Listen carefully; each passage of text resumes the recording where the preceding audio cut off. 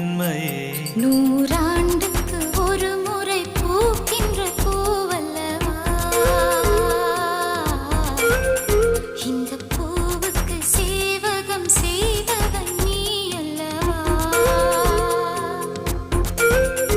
இதழோடு இதழ் சேர்த்து உயிரோடு உயிர் கோர்த்து வாழவா. நூறாண்டுக்கு ஒரு முறை பூக்கின்ற பூவல்லவா.